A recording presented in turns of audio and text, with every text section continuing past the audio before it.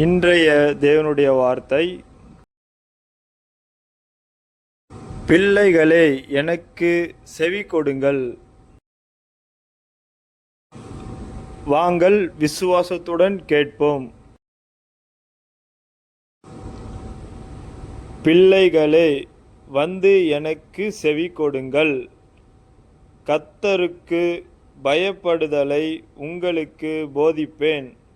சங்கீதம் 34:11.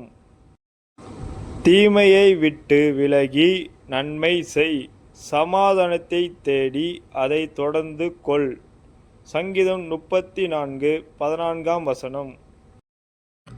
இன்றைய தேவனுடைய வார்த்தை என்ன சொல்கிறது என்றால், பிள்ளைகளே எனக்கு செவி கொடுங்கள், கர்த்தருக்கு பயப்படுதலை உங்களுக்கு போதிப்பேன். விசுவாசிக்கிற பிள்ளைகள் லைக் பண்ணுங்கள், லைக் பண்ணி பாருங்கள், சப்ஸ்கிரைப் பண்ணி பாருங்கள். தேவனாம் மகிமைப்படட்டும். இன்றைய வார்த்தையின்படி தீமையை விட்டு விலகி நன்மை செய்.